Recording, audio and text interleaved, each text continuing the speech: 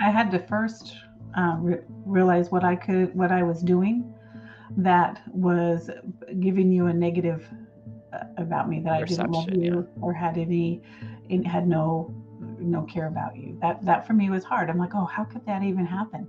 But I had to look at myself. Well, how have I been responding? How have I been available? How have I nurtured this relationship? Especially we're family, and to me, a family is should be a close relationship. I know it's not for everybody, and I'm still working on some of those areas of my family that have kind of slipped away. But I desire to have that closeness again. So that was the first thing, and that was me, because I get to control how I respond to my family members, the people that God has put around my life, my friends, my neighbors, whatever. So that's just about me. I can't expect everyone else to change so that Right. I can like them or interact with them or whatever. So that was the first thing, was figuring out how I was putting off a vibe that was not approachable. And that was hard for me to realize.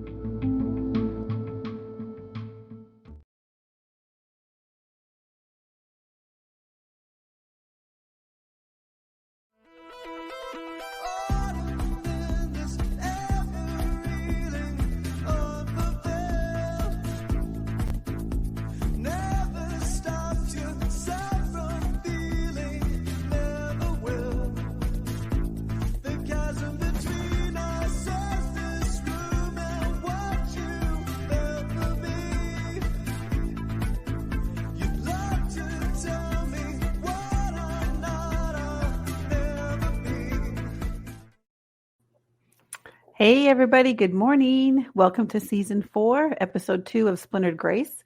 Today, we're going to be talking about allyship. But just a quick reminder of who I am. My name is Tina Frank.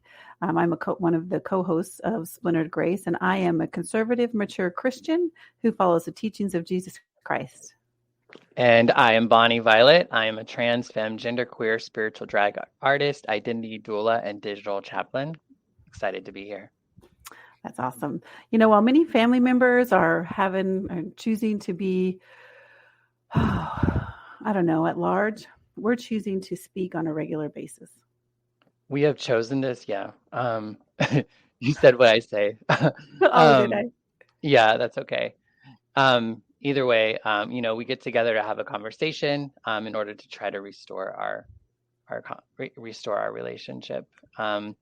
This is brought to you by A Queer Chaplain Productions, and each week we go live for our vodcast audience on Facebook, YouTube, and Twitch, and you can always listen to our episode afterwards wherever you listen to podcasts.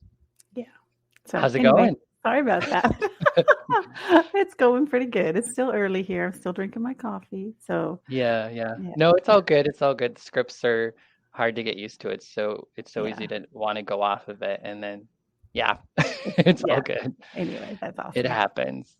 So hey, good morning. How are you doing? Good morning to you too. I'm doing good. I'm in Boise, Idaho still, or again. I think I wasn't here last week. And we didn't say this, but last week I was actually in Arizona with you. I was just in the other room. Yeah. Yeah, it was nice having you here. Yeah, it was nice to be there. I know it's like we were gonna try to do it to where we were like sitting side by side, and we had some tech issues where it was just like we got to keep it the way we know it. Yeah. I'm the weakest link in all that, just so everybody knows. No, it's like it gets complicated. I get comfortable enough to where like I know what needs to be what, and then I can feel secure. But to switch that up at all, I get a little wonky. That's funny. Yeah, that's funny. Well, so today we decided to talk a little bit about allyship. Last week, we went into some detail on some of the LGBT community things to help most folks that I know probably on what all that means and how to be respectful and all that. So, Bonnie, what would you think is the first thing we have to, I don't know, what's the first thing that needs to happen to start us on that partnership of allyship? Okay. Yeah. So I think the big part is like, what does it mean to like to be an ally? Like, what is an ally? And I think like I did a lot of research myself on kind of figuring out how is the best way to talk about, being an ally, like as a trans person, people who are not trans, could potentially be allies for me. Or oftentimes I work at trying to be an ally for folks who are not like myself. So maybe folks who are of BIPOC individuals, so people who are of color, people who are differently abled. There are plenty of people in the world, and there's different moments in my life when I have a little bit more privilege or power in a particular situation, or I have a different or better experience with something. And so in that sense, that would put me in a position to be an ally. I know sometimes we use the word privilege often, which I know can be a hard word. Stop. Go lay down. I'm glad I'm not the only one with Sorry. extras in the Yeah, I office. don't know what her deal is. So, um, but yeah, so allyship is, I mean, it can be listed a lot of different ways, but basically it's like you have some form of privilege that can afford it just, I don't know, if I'm trying to think the best way to describe it. Now I'm kind of getting in my head about it. Well, one of the thoughts I had was that I think the first step for anyone is to choose. We need to choose, okay, I want to be an ally to this person. I want to be in relationship with this person. And I think that's something that you and I have done. We have chosen to not only be in relationship, but to be aligned with one another and to be allies to one another. And a lot of people don't choose that, and doesn't then therefore, well, we all know the rest of the story. Yeah, one of the things where I was looking at, they stated an ally is someone who this had a lot more like big words in it that I thought, I think one of the things in talking with allyship or working with different people, language becomes, I think, really important. And Mm-hmm. I think that for me, I'm often trying to navigate how best I can speak to you and your audience in a way that could be heard. And so I'm trying to think of how to say this different, but basically it's just the idea that you might be in a position to where you might be able to help somebody who's different from yourself, or you're in a position to you're in a position to help them, right, or assist or go along with them in their journey. Exactly what I think this podcast is all about in a lot of ways. Yeah, yeah. So, Yeah, so you think allyship could be with like people too? I mean, I with feel like what? I'm in people that are similar or like or walk on the same journey. You think they can be allies also? Well, I think when we're talking about allyship in this format or in this way, we are specifically talking about um, you have like that there is some sort of difference Okay. between us that sets us apart, typically usually socially or in some sort of power dynamic. So I don't think that there's not that space of equal experience in that moment or in that particular relationship. So Okay. does that answer your question? A little bit. Yeah, it does for this platform. Yeah, So, I but mean, yeah. otherwise we're just like pals or we're buddies or we're friends. Like I think an ally is you have something to bring to the table to help another individual out, right? Hmm. So I mean, I feel like there's probably a million different ways you can say it, and I am going to put in the description um, some of the um, some of the resources that I looked at. I looked up, like, I listened to like how to be a trans ally, how to be a ally like for people of color, how to be an ally for people who are differently abled. There's all these sorts of different ways and different opportunities for us to be allies um, in in our work. So even if, like, just because I'm a trans person doesn't mean that I don't get to work at trying to be an ally, because there are plenty of other people that are having a different experience than mine, and there are moments in my life when I maybe have some sort of power or influence that could be beneficial. And so being able to intentionally kind of you know use that or leverage that in a way to help my friend or the person Hmm. that I'm in allyship with, hopefully have a better experience in some way. So um, I have a list of I have a list of a few, and Okay. I think it'd be great if I bring them up and we can talk about them too. But the first one is really to listen. Um, that was one thing that was really common in all of these is just to like listen to the people who are a part of that community. So if you're looking to be an LGBTQ ally, then listening to LGBTQ folks and really listening to them. Uh, oftentimes, I think there are moments when people may share with us their experience, and we might feel like they're not sharing it in a way that's, I don't know, suitable or comfortable for us. Hmm. Um, and we sometimes feel like we need to tell them that or whatever. And I think what we really need to be able to do is just listen. And I think Yeah. sometimes that's a huge thing. If somebody's willing to talk with you about that or share that with you, I think it's really important just to be able to hold that space with that individual. I think listening is a hard thing for a lot of people, myself included. And I think we also have to um, limit ourselves to wanting to respond by trying to fix their problem or trying to out problem their problem or Right. problem their situation. Because I run into that a lot, even just in regular conversation. I feel like people don't hear me because they're too busy trying to tell me how much more serious their situation is, or how much more fun their situation is, or how I should just do this or that and just be done with it, rather than listening to what I have to say. So I think Hmm. that's a good part of listening is our posture, and to be still and only speak when the opportunity is right.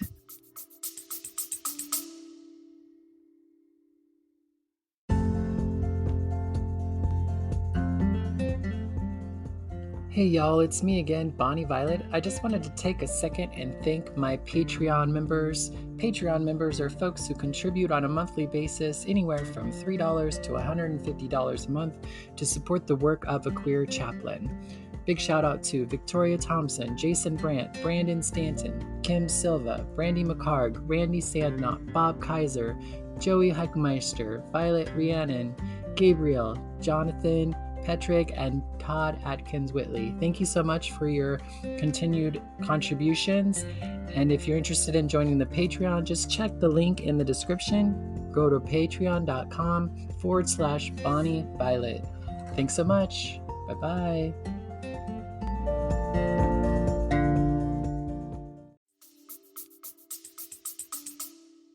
Yeah, yeah.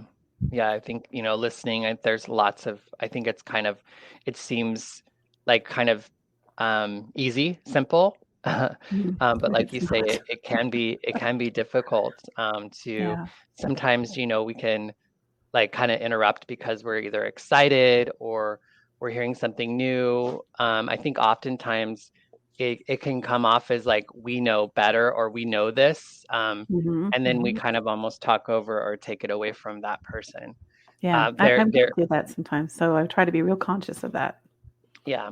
And I think that you've also modeled it well on this show. Oftentimes, when we've talked about things that might be new or initially you might not like quite get it or you want to talk, you know what I mean? And I've seen you plenty of times just kind of like Yeah. kick Yeah. back and listen and then kind of think about it a little bit more before talking about it or whatever. Um, Yeah. I try to, but I think it's a good practice for all of us to just kind of keep that in the forefront of our mind when we're having conversations. So anyway, go ahead. I didn't mean Definitely. to interrupt you, but listening I thought was a good place to start. Oh no, you didn't interrupt me at all. Yeah, so I think listening can be really important, and it's something it's constant and ever present. Yes. The second, and this isn't necessarily in any particular order, but is to get educated. Mm.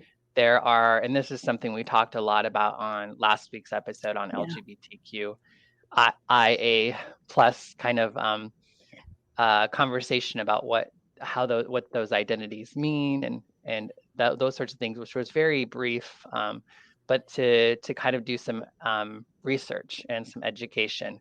And we do live in a time where there is a lot of information out Mm. there for us to access, and so we can Google and learn a lot about different communities. And one of the things that about Googling, it can feel a little overwhelming or what information, because you can kind of get, you know, Everything. Yeah, all everything kinds of stuff. and such vastly different perspectives on the same thing. And so I think it's important in kind of discerning what information, I guess, works is just kind of looking at who is the person telling us um, about these things, and ensuring that these individuals are part of the community that we are seeking or working to be an ally for.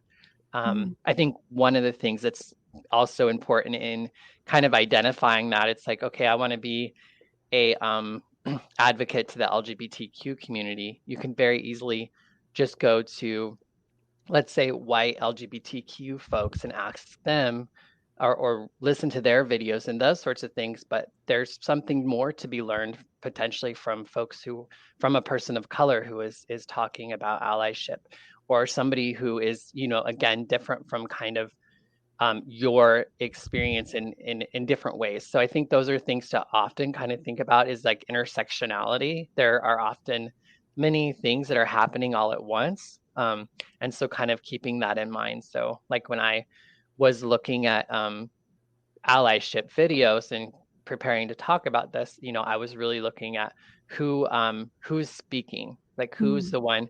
And I listened to like um, a cis Black woman talk about allyship that was kind of centered around race, but she also spoke to the idea that, that of her space of privilege as being cisgendered, she's not, part of the LGBTQ community. So that's where she can, potentially be an ally. And so that's kind of what does that all make sense? Yeah, it all made sense. Awesome. um, It can be the other, overwhelming though, just an FYI, because if I'm thinking like in our relationship, so I definitely want to be an ally for you, and I want to be an ally for anyone who you would want to engage with. right. This may or may not be something that I pursue, and who knows what tomorrow holds. So to think, okay, well, just understanding how to be an ally to you isn't enough. I have to be an ally to other types of LGBTQ people, and I'm like, okay, so that's, for me, is a little overwhelming. But I think here is a good place for me to start, right? And then come on when those avenues present themselves. Definitely. So, because for me, until you said, I would have put everybody under the same banner. So that's a good note I thought that you had, to consider all the other perspectives involved. So I appreciate that. Good morning, Charlie. Thanks for joining us this morning and saying hello in the comments. Good morning, if you Charlie. are watching us live, we'd love to hear from you in the comments. So feel free to chime in with questions, comments, thoughts, that sort of thing. And just to speak more on the get educated part as well, too, is like, it can be kind of burdens. Like, so to just go to like one person, or to like you and I are in relationship with one another. And so I think it can feel really easy just to come to me and ask me, You're what's right, this it is. mean? What does that mean? Or like whatever. But that can be a lot. That can take a lot of energy from me, or kind of burden me to do that all the time. So there's that personal burden of like feeling like I'm having to speak for this large community that I barely know my own experience for. So there's kind of that overwhelming, and sometimes like I'm just living my life, and maybe I had a hard day being trans because somebody called me some horrible name, or I was struggling with, like, there, you don't know what's going on in my life. And so sometimes to like take the moment to talk about something like that can be difficult. So I think it's important to not burden like the people that we are working to be allies with. And so getting educated is really, really important. All right, that's awesome. In that aspect too. Sorry that I'm It's all dog good. sitting, and Once in a she's while, I can deciding see to her be little really tail verbal. behind you. There's a lot of activity because it's time for school in the morning. But it's all good. Yeah, I might try to let her out again, but I think she's going to be wild. Can you hold the conversation for a second? Well, give me another topic first. Well, said can education. Yeah, so we talked about like getting educated. Other aspect is getting involved. I mean, Okay. yeah. So So how yes, involvement. Involvement has a lot of facets, I think, that we all need to consider, because as much as we want to be an ally for someone, we need to be aware also of our own comfortability and our own, um, I don't want to get in over my head and cause more harm than good. So to come in and try to be an ally for someone in a space that would be out of my comfort zone may not be very helpful. So just to be aware of that, but to come alongside someone and to the point where you're both comfortable, I think is a good space to be in. Education can take you so far. A lot of that has to come with vulnerability, but I think having that comfort zone is helpful. So I think there is a space for that, for our individual For comfort sure. I zone. did not hear. I know you didn't. I know. I was I talking did not about hear what you said, but being my best ally. I need to stay in a space that I'm comfortable in, because if we're both mhm. feeling that vulnerability or that outsidedness, then I could potentially do more harm than good. Yeah. So that's kind of where I was talking. Yeah. I mean, and part of that I think is managing that, probably not always Yeah. with us, like with me, right? Like that might be some discomfort or whatever that you can process or work through, not with me. Sometimes I think you and we have a very unique relationship. Like we're able to kind of like do that. But yeah, I mean, I think part of trying not to burden the other with those sorts of emotions or feelings or whatever, can just be a Right. way again of trying to be an ally with someone. One of But the I still wouldn't want to accept an invitation with you to go someplace where I'm not myself comfortable. That's what I'm talking about. mm, So I wouldn't want, because then I would be burdening you, not with just my own discomfort, but uh, for sure that, but we'd both be in this space where we're both like, okay, what are we doing here? What are we, whatever, maybe in that negative space that we shouldn't be in, but we may, mm, because we all have those areas where we're not comfortable. So for me right. to be uncomfortable in a situation, I want to go with you where you're confident enough that you can bring me with you and be my ally. I want to go with you, or to bring you in places where I can certainly be your ally and feel confident, because I think if hmm I don't feel confident in that space, I don't have any influence. Well, and So how do you gain confidence or comfort? you have to do it in baby steps, I think. Go into some of these spaces where we can learn how to be more comfortable together so that the crowd around us doesn't matter so much, and then use our influence. Yeah, I mean, I think the other aspect that is like if you like after we listen and we get educated, we educate ourselves outside of those settings. We read about things. I think for me that can build confidence around me. I think one of the things I didn't bring up too is watch movies and films about us that we have written and act in. You know what I mean? I think for me, I get a lot from that. Even as a trans person, I watched The Good Doctor, and there was a trans kid who was in that show and was one of the patients, and just hearing like there was a grandma and there was Mm. parents and there was the medical community, medical folks, and there was all these different experiences and emotions and feelings, and the trans and the young girl as well, and her experience as well, and you kind of get a little bit of insight into kind of all the different points of view. So I think oftentimes documentaries or even some TV shows that cover the issue well, can be ways to kind of get a little bit more insight too. The reason why I kept asking about like because I think that we should, and good morning to you too, Sarah. I wanted to say good morning to you before we get Good going. morning, Sarah. One of the things, number 7 on the list was to welcome discomfort.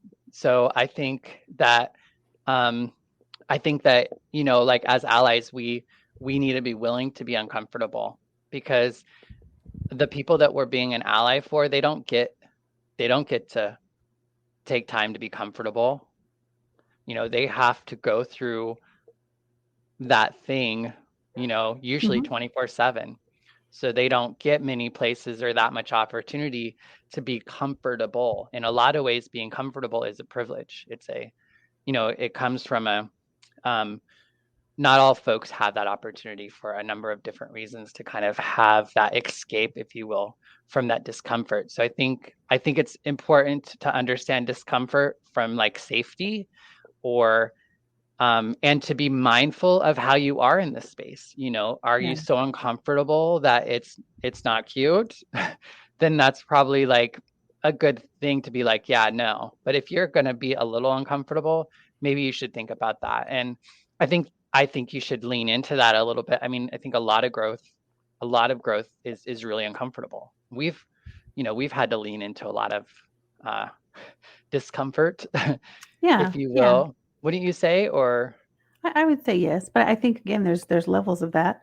I certainly wouldn't choose a big platform where I'm already uncomfortable to take someone that I know would be uncomfortable in there and try to be their ally. I mean, but I would certainly go to a normal space like a grocery store or a movie theater or a restaurant, and for sure be someone's ally. So I think there's some clarification there on what that discomfort looks like. good Because morning, Zara. I'm not one to throw myself into the uh, den of lions without being prepared. And I certainly wouldn't bring someone with me to try to protect them if I wasn't comfortable being ready myself. Yeah. So I wouldn't be a good ally if I did that. Yeah. Good morning, Zara. Yeah, but I think that what that also brings up too is that idea of like platform. Like you're not speaking for, you're not um taking up space potentially that those individuals need to be taking space up in that particular event. It's hard when we're not talking about like a specific like event or activity, but I think it's also really important to be mindful about the space too. Like I remember when I first moved to Chicago, one of the reasons that drew me to Chicago is that I wanted to be in a city where there was more people that were different than me. Because it felt like back home in Idaho, there was people who looked a lot more like I did. And so part of me wanted to go and experience people that were different than myself. And one of the things that I learned, and this was like, that's comes from a place of privilege, its own privilege and kind of misguidedness. But like, I just thought I could just go and show up in people's space and just be like, hi, like I want to, whatever. And I learned real quick that there were some spaces that were not appropriate for me, to just show up in.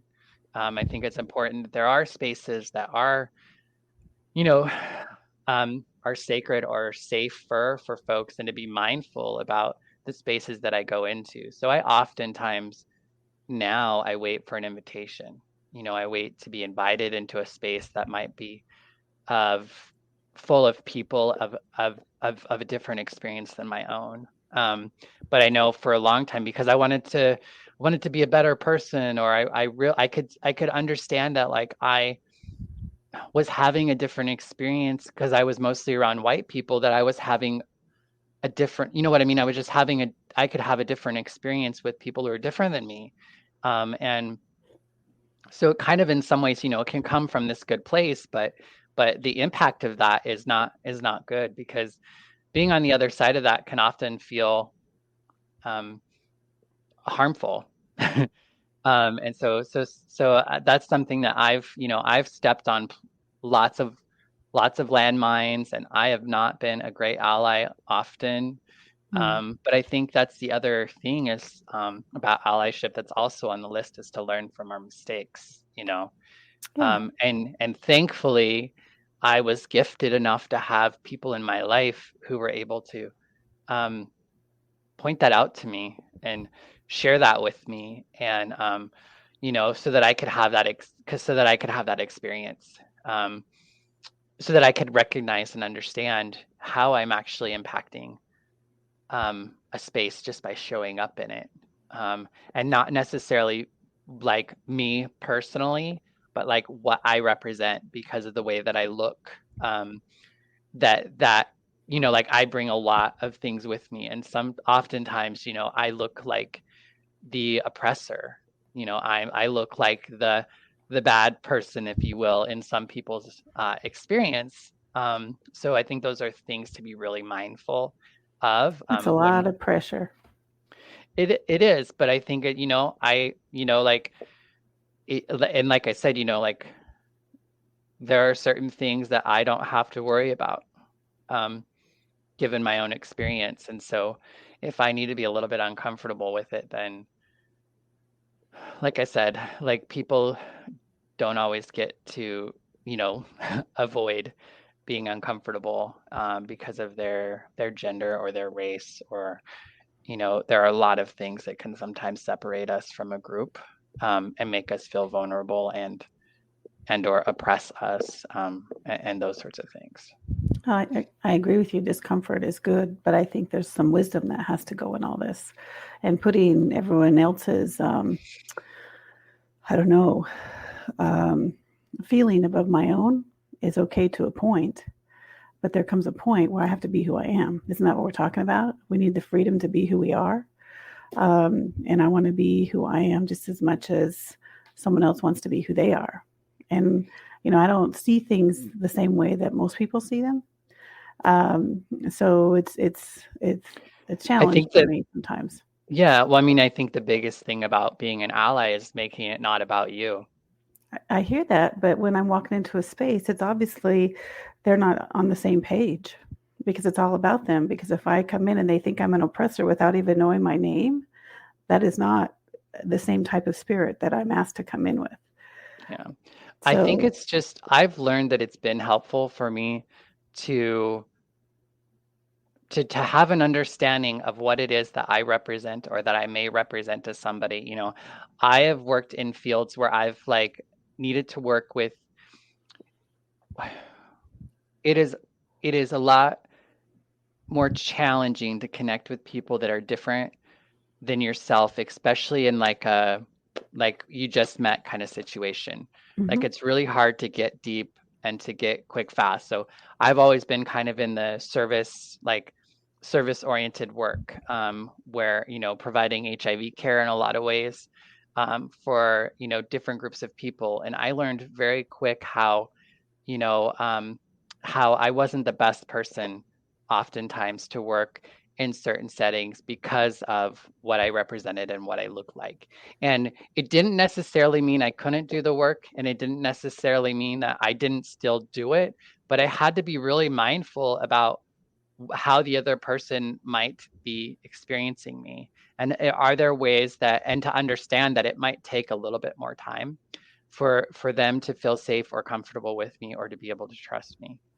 And so I think that's what I mean when I say, like, trying not to make it all about me. It's like, I was uncomfortable a good portion of my of of often, like, there were spaces I was in that I was uncomfortable, but I needed to manage that and work through that, and in order to continue to really develop relationships that have with people who have different experiences than me and my life. And I feel like my perception and perspective is so much more richer, Mhm. because I have been gifted people who have been in relationship with me in so many different ways, who are different from myself, but Yeah. it's often been really uncomfortable, and I've often taken a lot of things personal, and there's still so much I need to learn and come to understand.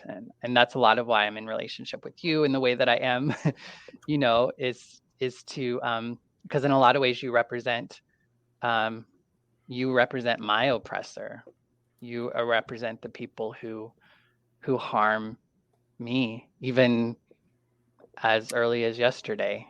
So, um, and I I think that's that's interesting that we can all be lumped into a category just because I wear the name of Christian, that I'm lumped into this category without someone getting even an opportunity to know me.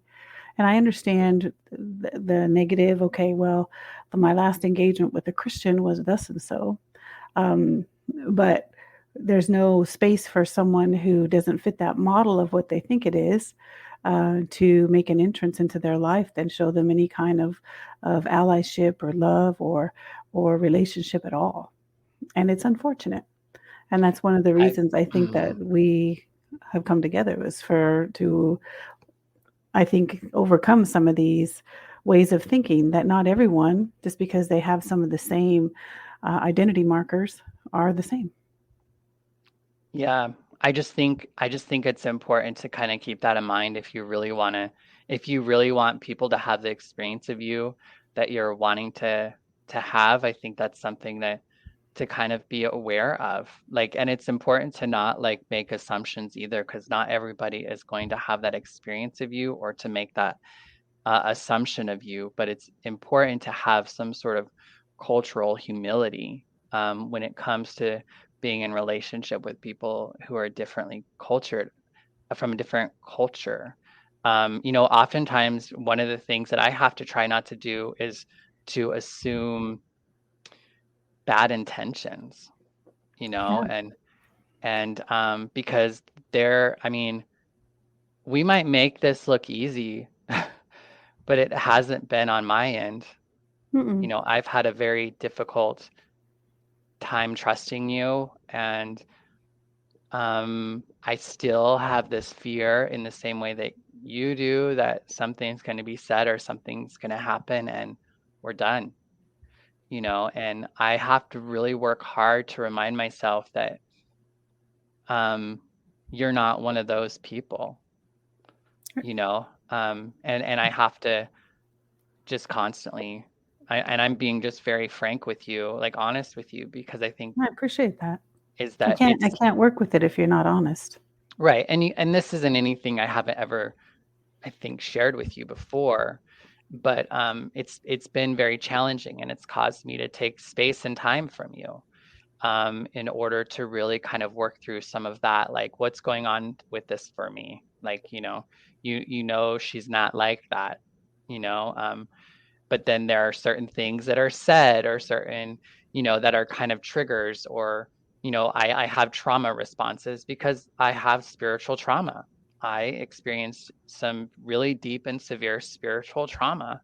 And so there are things that can happen and things that can be said that just take me to that place that I have no control over. And Mm. it might cause me to like raise my voice. It might cause me to cuss. It might cause me to like, um, cower in myself. It might cause me to be quiet. It might cause me to leave, and sometimes, how trauma works. Sometimes you don't even know why or how. You just Yeah. know, shit, something's happening. And that can be very exhausting and taxing, and those are some big things, but there also are like a lot of little things that can kind of, you know, tap on you all day. And those are the things I think that can really exhaust people and causes, they're called microaggressions, and oftentimes they're not intentional, but they're experienced as these aggressions or these attacks or these poking, if you will, or whatever. Mhm. And that can be very distressing and very difficult for you to be able to clearly communicate what's going on with you, clearly understand what's going on with you, for you to find a place to feel safe in because you're so vulnerable. Do you know what I mean? Or you're Yeah. feeling vulnerable all the time. And so I may think, and that's what we're dealing, that's what we're doing when we're working with folks as an ally. Potentially they're experiencing that all the time. And Mm. so if we're aware of that and we're not able to personal, like we don't personal take that personal, I think we're just going to be much better at being an ally when we can do that. Like, Gotcha. um, I can hear people say things about white people and I don't have to take that personal. You know Mhm. what I mean? Like when, I know a lot of white people want to get upset when blah, blah, blah. And I was like, no, like I don't have to, I can understand where that comes from as much as I can understand. And I also know that I'm, I'm doing things different. Like I'm doing the work to try not to continue that, uh, cycle or pattern of harm, and that's where I have to know and I have to work and trust in Yeah, that's a myself. that's a lot of pressure. in take order that on. to, as people are coming at me, telling me da da da da, and I also still have to remain open, and I have to listen, and I have to continue to educate myself Right. on these things, because it's constantly Do you feel there. like that takes away from who you are? No, it If you're makes me so constant, much better. if you're constantly on pins and needles or on Oh, well, eggshells, trying to accommodate whatever experience they're having in this moment, in the middle of you trying to experience whatever you're that's experiencing in not that what I'm. moment, I'm Yeah. thinking, my gosh, that's a lot of hard work, No, I'm not a on lot of pins and needles. emotional hard work. So what I'm saying is they're having that experience. I'm not having, like, I'm not on pins and needles I because of, gotcha.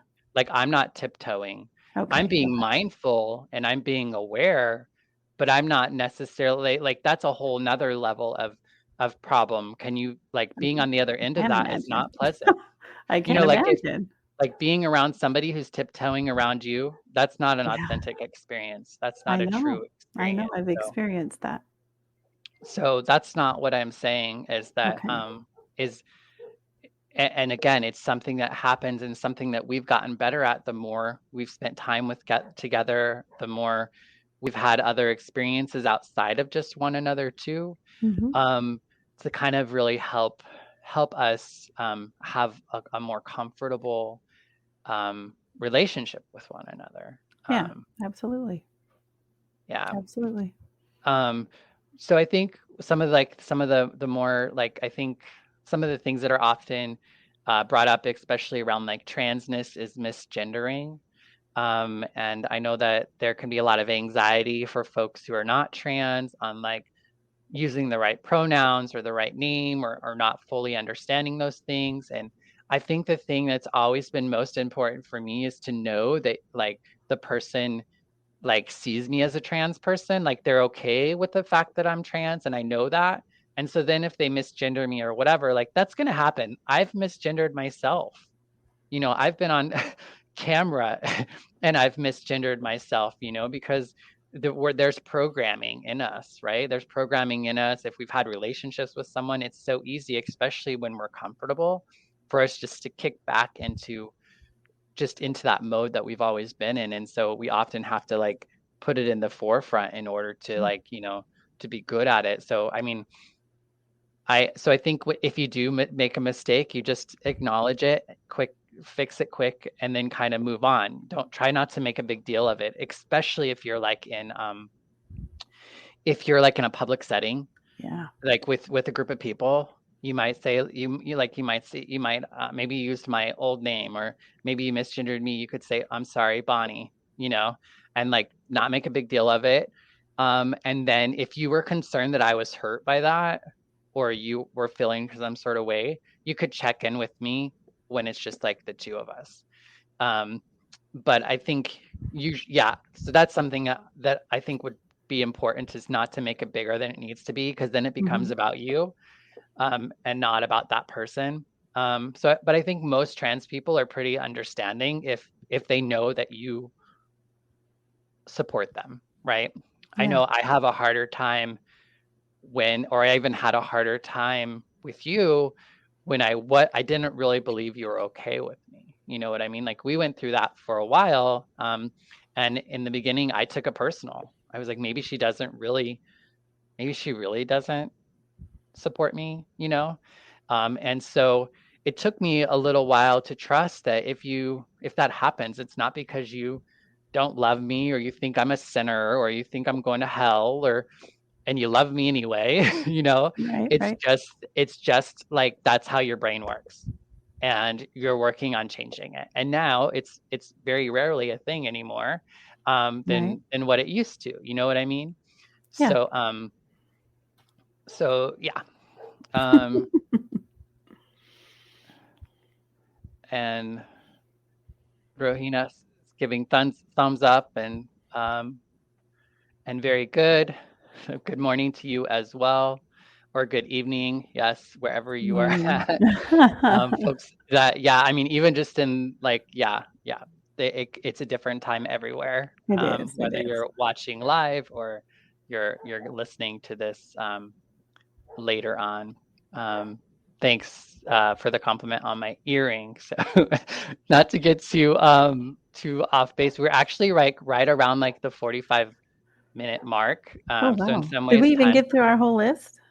Well, I think the other thing that I just wanted to, I mean, there are lots of other things we can do. Yeah, yeah. One of the things that I think that's helpful, especially when it comes to pronouns, is that when I'm not with you, you call me still by Bonnie and she pronouns. And I know Mhm. that you do that, but I think those are ways that you can advocate for a person's identity, like when they're not in the room, So I think those are other ways to not only practice, but also then to, to speak up for people. And and I think if you have a relationship with the people, right, probably, Yeah. I mean, I think that's like the big thing. If you're in a work environment, it's still important that you use the person's pronouns and names always, um, always.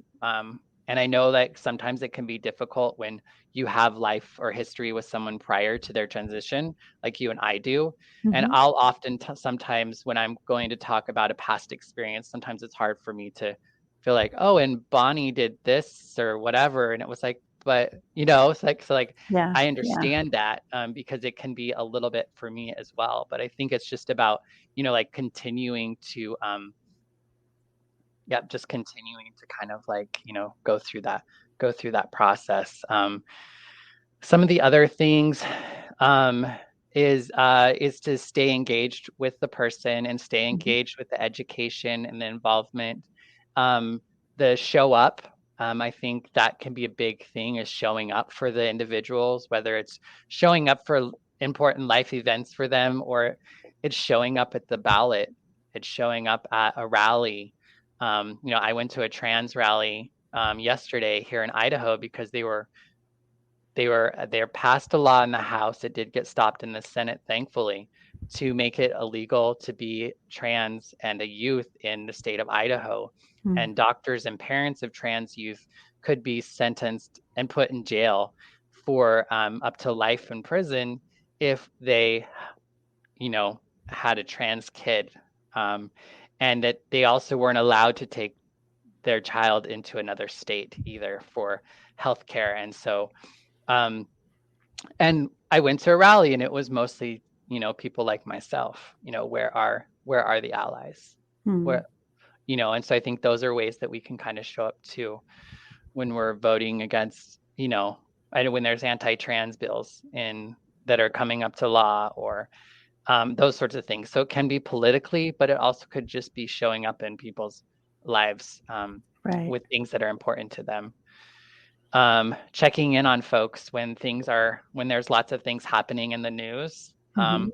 I remember when the Pulse shooting happened in Orlando, and that happened in Florida, and I didn't know anybody, but I know as a LGBTQ person, I felt really vulnerable and very hurt. Like I was impacted by that. And I remember feeling a little like, why didn't my mom call and check in on me? So I mean, I Yeah. think there are ways that like allies, we can kind of be thinking of that sort of stuff. And some of us would like to be checked in on, others of us wouldn't. But I think those are the things of just kind of really being present and mindful and aware as a spiritual person, Yeah. praying Yeah. about it, just discerning, all that sort of stuff like that. Some of the other things you could do is, as if you're in a position to donate or volunteer, those are also great ways to contribute to communities that are different than yourself, and or potentially learn from them if it's appropriate. Do you have any other questions about?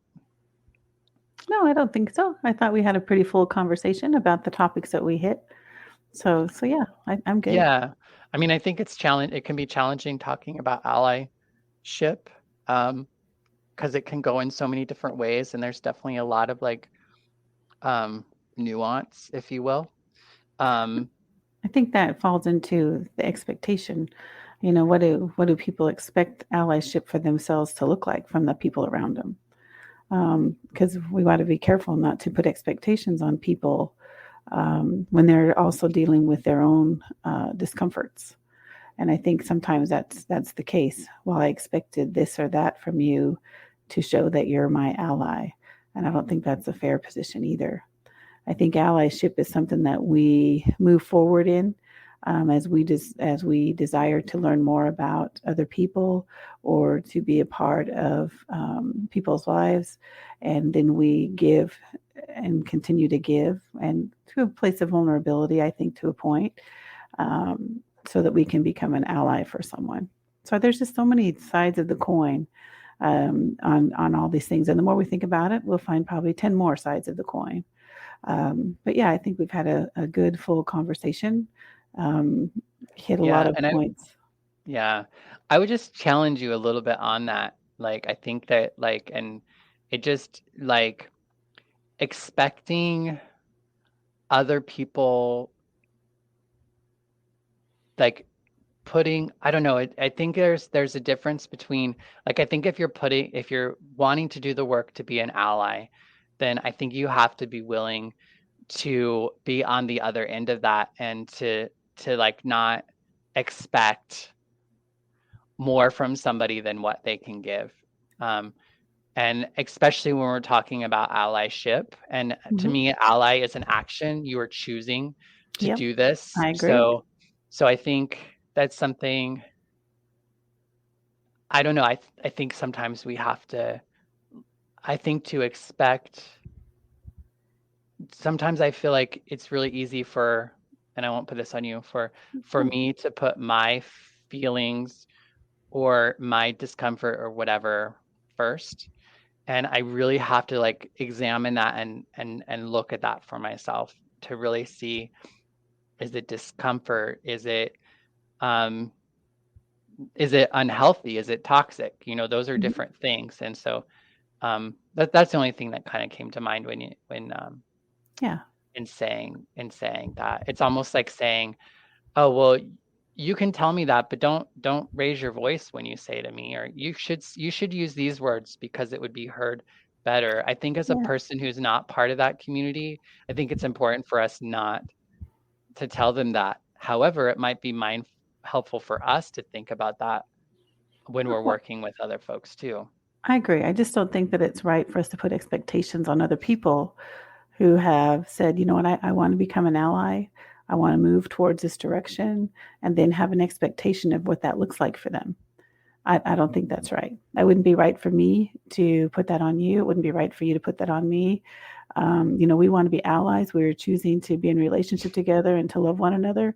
For me to expect a certain level of anything from you, that you maybe didn't want to give or maybe even didn't consider giving, I think is inappropriate.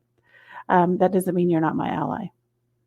Do you know what I'm saying? The same thing for you. Now, if we can talk through some things and we've made some decisions together, this is the things that we're going to be doing for one another. And then some things just come automatically, like holding space for one another, just because of the relationship that we have. But I think we need to be real careful that, okay, you've decided to be my ally, so because you're my ally, I need you to be doing this, this, this, and this. I don't think that's reasonable.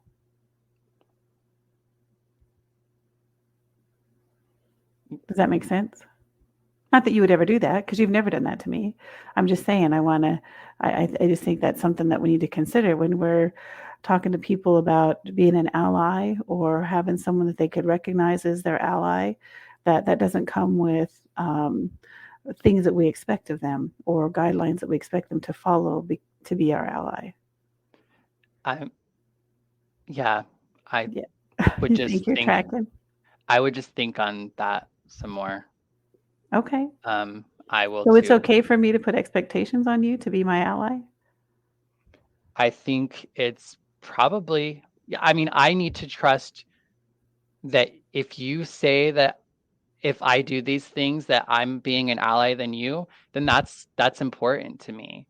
Like if It you're is telling important. me how I can be an ally to you, that's what I want to do. So so I But don't what if think it puts you in a space where it compromises who you are? I don't yeah, maybe it depends on the situation, but maybe I need to And just some things to just take one for the team. Maybe so I yeah. need to take So one for the team or figure out how I can and really ask myself am I really willing to be an ally? Yeah.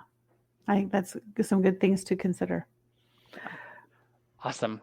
Well, sorry, did we go over? Because I know we kind of did a side note after you said, as long as we're less than an hour, we don't have to I'm edit sorry. right away. So no, I didn't that's mean to take okay. us down a whole nother journey, but I don't know, just random thoughts. I think that if we're not honest with one another and share our thoughts with one another, then it leaves us in deficit. And I don't want to do that because I love you. Yes. And yes. Anyway, we could talk about this for we could. forever. And I'm sure it'll come up plenty of times in the future, but thanks everyone for joining us this evening, this morning, wherever you're coming in contact with us. We are glad you are here. We'd love to hear from you about your thoughts on allyship and how one could be an ally. If you have any feedback on our conversation today. Also, I'll put some links in the description from some of the things that I checked out that you might be good places to check out from as well. I wanted to give a shout out to Bob Kaiser, who is a new Patreon for a queer chaplain. And I also wanted to thank our other Patreon members, Casey, Mark, Todd, Jonathan, Gabriel, Jeffrey, Violet, and Joey. Thank you all for your monthly contributions to Queer Chaplain Productions, to put on, to do Splintered Grace, as well as a number of other things. So join us next week. We will be here same time. With the time change and everything else, it's 8 a.m. Pacific Standard Time, 9 a.m. Mountain Time, 10 a.m. Central Time, and 11 a.m. Eastern Time if you want to join us live on Facebook, YouTube, or Twitch, either on our personal socials or at A Queer Chaplain. All right. Do you want to say goodbye? Have a great week. We'll see you. Right. Kind of figure out which way we're going. See you later. All right. Splintered Grace Podcast is brought to you by A Queer Chaplain. Follow us on all of our social media, Instagram, YouTube, and Facebook at A Queer Chaplain. Listen to us wherever you listen to podcasts. Subscribe, comment, like, and share. Feel free to tip us at Venmo, Bonnie Violet, and support monthly on Patreon. The song is original by Steven Sandmouth, The Chasm Between Us. Rest in peace, Steven.